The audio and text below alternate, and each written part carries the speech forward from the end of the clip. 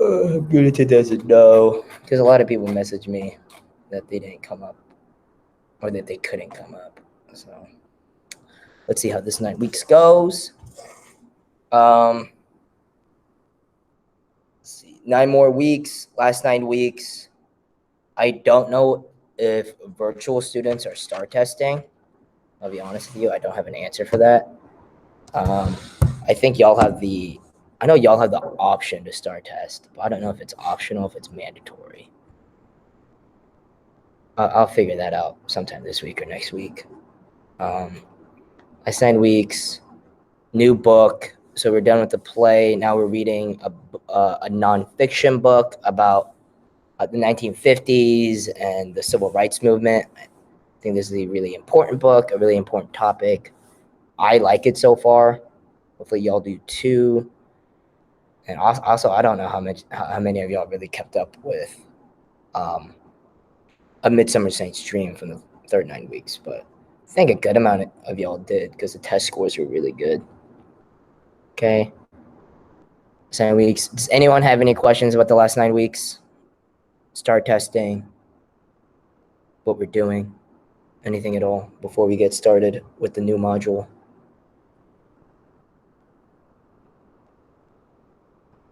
No?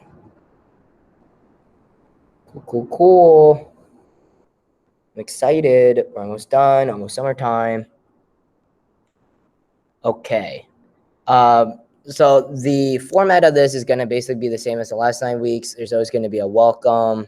Then I'm going to post the questions that we're going to answer for the day. And then we're going to get into the main lesson. So for the welcome for this is I want y'all to brainstorm what are some ways that people try to make the world a better place. One example is giving to charity, like donating either money or volunteering. If you don't have money to donate and you want to donate your time and work there for free, it's another one. What's another good one or easy one? Recycling. That's like a really small one. Right. Does anyone else have any ways that people try to make the world a better place or try to be a better person, or something that you've done to try to be a better person or like a friend? Anybody?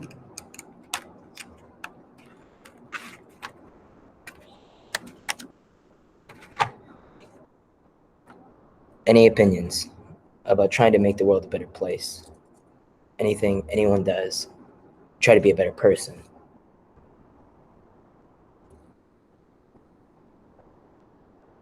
Like donating clothes, food, helping an old lady across the street, picking up garbage on the side of the road. That's a really good one. Not littering in the first place. That's a good one too. Right? It doesn't always have to be like big actions and gestures that change the world, like what Martin Luther King did or Rosa Parks did or Gandhi did. It could be small things that make the world a better place, like picking up garbage on the side of the road, donating clothes, food, money, volunteering, just things like that, right? And why this welcome is pretty important is we're going to be reading about a person that changed sort of the entire history of America, essentially. They are the ones that sort of sparked the civil rights movement, if that makes sense. Okay, and I'm really excited because they're basically your age. She was 15 whenever she decided to fight for what was right. And I think that y'all can relate to that a little bit more. So the essential question for this module, the last one, module 4, is how do people affect social change? Social change is basically any change that alters or changes the cultural or social institutions in the world. That may not make a whole lot of sense, but some examples of social change is the LGBTQ movement, them fighting for gay rights, gay marriage, trans rights. Another one is the women's suffrage movement. They fought for their right to vote, right? The feminist movement fighting for equal pay, the green movement fighting for global warming or stopping global warming.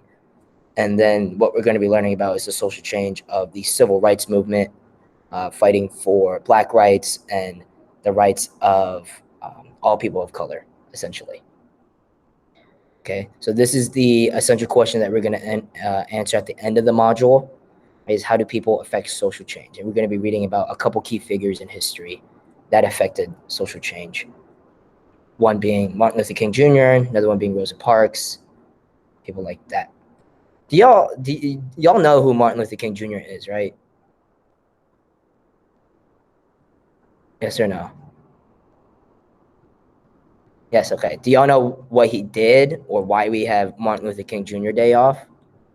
Or why he was so important? Because a couple of my in-person students did not know the whole story of what he did. I know for a fact y'all have had to have heard of Rosa Parks, what she did.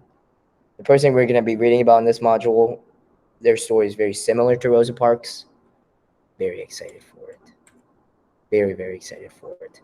So again, I told you the main character of this, she is a real person. This is a nonfiction book, is a historical nonfiction, so it actually did happen. And she is around your age. She's 15 years old whenever this happens to her. And the question I want y'all to really brainstorm about whenever we're going through this book today and for the rest of the 9 weeks is, why might it be valuable to consider how teens create change? Remember, y'all are teenagers right now. Y'all are still trying to figure out life, school, friends, family, everything like that. But I want y'all to realize that while we're reading this book, it doesn't matter how old you are or how old you are if in the world. You can be any age and you can create change in the world. Whether you're just a kid or a teenager, anyone can create change as long as they stand for what's right. Like whenever y'all are reading about people making a difference in history, what age are they usually? Are they teenagers, kids? Are they adults? Like in history class, the people that you read about, what age are they usually?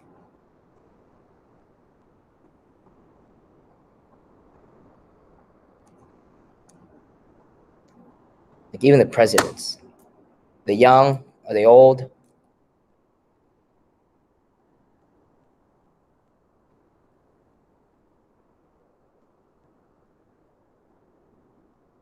One people, easy question.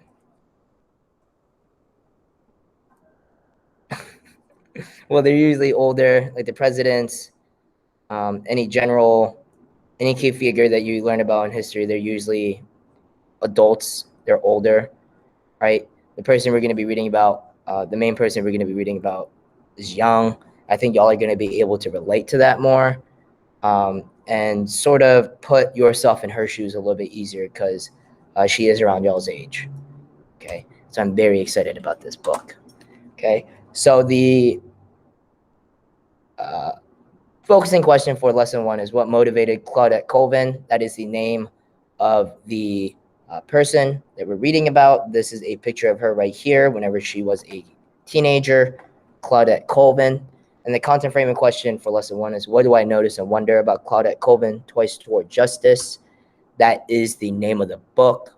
So what we're going to do is we're going to be looking at chapter 1 today, and then I am going to be uploading a discussion question later on. If you watch or if you attended the lesson or you're paying attention right now, you will be able to do this discussion assignment very, very easily. Okay. During your own free time, I want y'all to watch this like 2-minute summary video about Claudette Colvin and what she does. She's considered the original Rosa Parks, or Rosa Parks before Rosa Parks. So 9 months before what Rosa Parks did, what she did, and refusing to give up her seat on the bus, Claudette Colvin did that. She was 15 years old. She refused to give her seat up on the bus, and that was one of the sparks that led to the civil rights movement. So she did what she did 9 months before Rosa Parks did. But Rosa Parks is the one that everyone knows about, and Claudette Colvin sort of got pushed aside, and we'll be able to see why she got pushed aside, okay? But this is the book. If you come pick it up from the front office, this is what your book is going to look like. Claudette Colvin, Twice Towards Justice. written by Philip Hoos, is a historical nonfiction. It takes place in the 1950s, sort of the height of the civil rights movement, and the setting is Montgomery, Alabama. They are in the deep, deep South. Montgomery, Alabama is sort of the main location of the civil rights movement. That's where a lot of big events took place. Okay, so here we go. Whenever you first open up your book, this quote by Martin Luther King Jr. is going to pop up. Injustice anywhere is a threat to justice everywhere. Some of you may not know, but justice means something that's right, something that's fair, something that makes sense, like the saying, the punishment fits the crime, that's just. So injustice is the opposite of that. That means something that is not fair, something that's not right, right? So injustice anywhere is a threat to justice everywhere. Is basically saying if there is even a tiny bit of injustice anywhere where something that's just not right is happening, it's a threat to our whole system, the whole justice, just anything being fair is threatened at that point, right? And the second quote that you're going to see whenever you open up to chapter 1 is, I swear to the Lord, I still can't see why democracy means everybody but me. Democracy is where everybody has a say in what's happening in the government or in the country. Everyone has a voice. So Langston Hughes is basically saying, why does democracy mean everybody in the country except for me, right? These two quotes are an example of an epigraph. These two quotes are what your discussion assignment is going to be over. Epigraphs are basically quotes in the beginning of any literary text that sort of show the theme. Remember, theme is the main lesson of what you're reading. So if this quote is basically saying, justice, we're fighting for something that's right, or democracy means everybody but me, what do you think the theme is?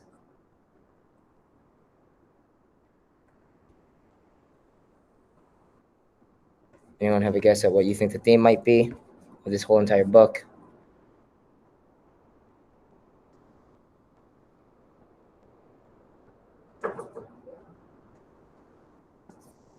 They're talking about justice, things being fair, being threatened by things that are not fair. That's happening. You can sort of assume the theme's probably going to be about fighting for something that's right.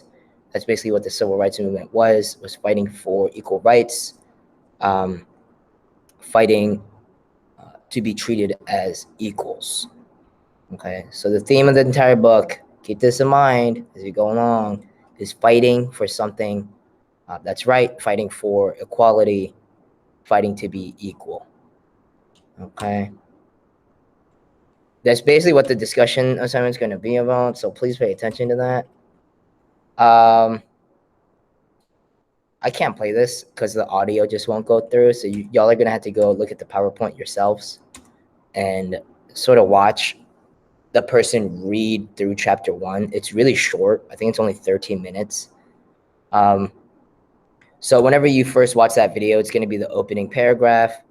It's going to be Claudette talking about how she was punished whenever she was 4 for touching white kids, and her mom punished her for it. And you're going to be able to sort of see the difference in times, right? Because it was the 1950s.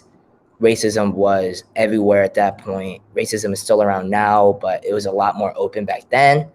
Okay. And it's basically Claudette talking about her own experience with racism as a kid, and then going into racism in America, but specifically the South, and more importantly, like more specifically, Montgomery, Alabama. Have y'all ever heard of the words Jim Crow or segregation? Yes or no?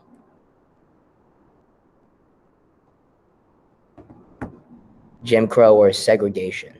Anyone heard of those words? Yes or no? Yes. Oh, we got one yes. That's good.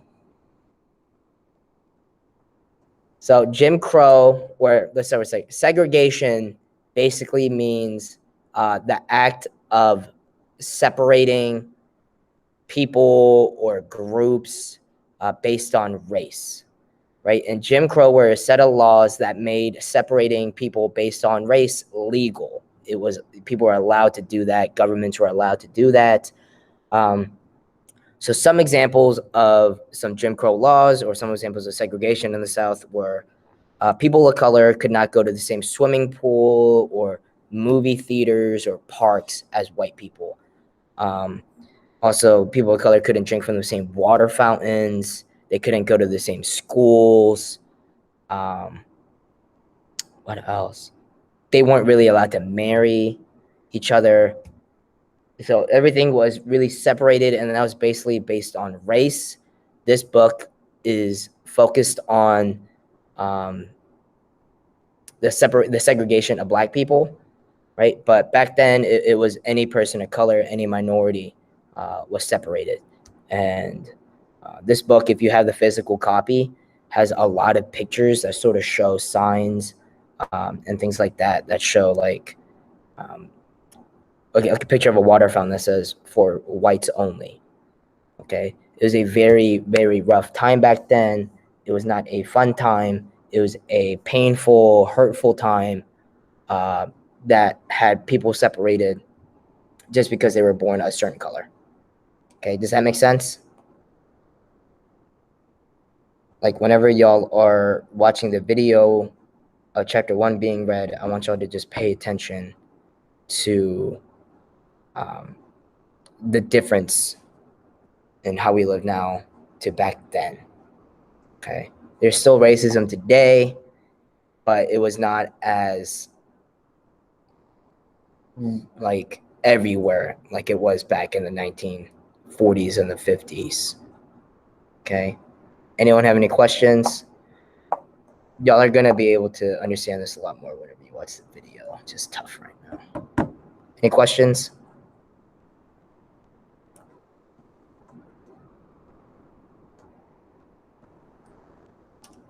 Okay. Just pay attention to sort of Jim Crow, the separations, and then you're gonna, at the end of chapter 1, they're going to talk about Claudette Colvin a little bit more and what she did. So whenever she was 15, she was riding a bus, I think, to go to her school.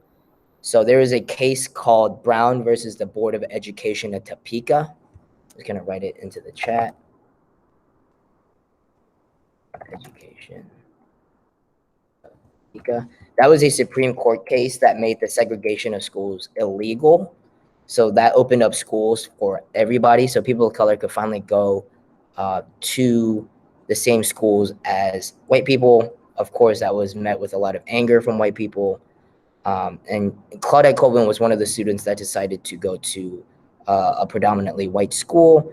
She went on a bus at around 3:30. She was pregnant at the time. She was 15 years old. And someone asked her to get off of her or get out of her seat. And she refuses. And this sparks the civil rights movement. Okay, that is how chapter 1 ends, sort of setting the timeline or the beginning of what's about to happen. And sort of showing the beginning of one of the greatest civil rights, or one of the greatest fight for equalities in the history of America and the history of the world, really. Okay, she was, again, only 15. It was so significant what she did. She was a teenager. She was around y'all's age, and she decided to fight for what was right. Okay, she decided to stand her ground, even though she could have been arrested, hurt, killed, whatever. And she decided to take a stand. And that led to, again, the civil rights movement. Okay, we're just going to skip this for now. I need y'all to do one thing for me, is I need y'all to watch that video I uploaded in today's folder. Okay, are y'all going to do that?